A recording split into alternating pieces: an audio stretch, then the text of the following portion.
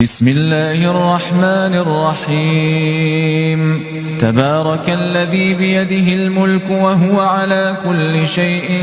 قدير الذي خلق الموت والحياة ليبلوكم أيكم أحسن عملا وهو العزيز الغفور الذي خلق 7 سماوات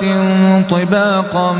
ما ترى في خلق الرحمن من تفاوت فارجع البصر هل ترى من فطور ثم ارجع البصر كرتين ينقلب إليك البصر خاسئا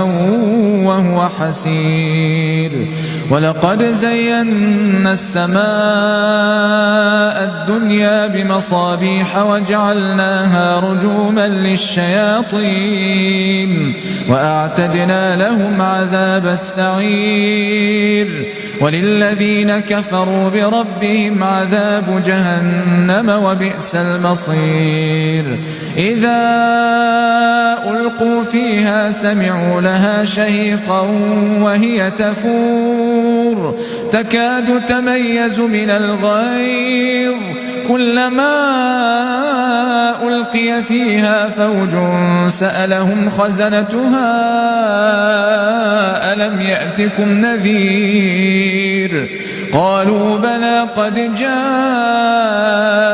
نذير فكذبنا وقلنا ما نزل الله من شيء إن أنتم إلا في ضلال كبير وقالوا لو كنا نسمع أو نعقل ما كنا في أصحاب السعير فاعترفوا بذنبهم فسحقا لأصحاب السعير إن الذين يخشون ربهم بالغيب لهم مغفرة وأجر كبير وأسروا قولكم أو اجهروا به إنه عليم بذات الصدور ألا يعلم من خلق وهو اللطيف الخبير هو الذي جعل لكم الأرض ذلولا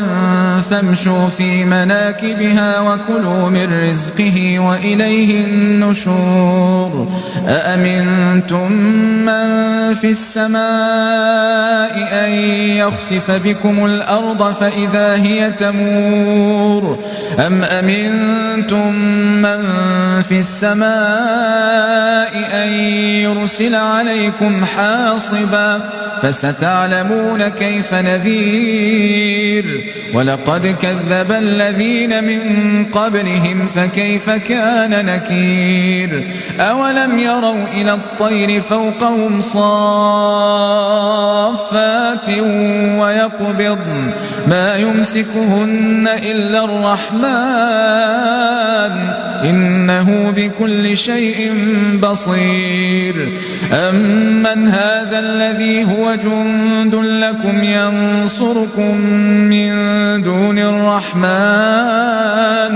إن الكافرون إلا في غرور أمن هذا الذي يرزقكم إن أمسك رزقه بل لجوا في عتو ونفور أفمن يمشي مكبا على وجهه أهدى أمن يمشي سويا على صراط مستقيم قل هو الذي أنشأكم وجعل لكم السمع والأبصار والأفئدة قليلا ما تشكرون قل هو الذي ذرأكم في الأرض وإليه تحشرون ويقولون متى هذا الوعد إن كنتم صادقين قل إنما العلم عند الله وإنما أنا نذير مبين فلما رأوه زلفة سيئة سيئت وجوه الذين كفروا وقيل هذا الذي كنتم به تدعون قل أرأيتم إن أهلكني الله ومن معي أو رحمنا فمن يجير الكافرين من عذاب أليم قل هو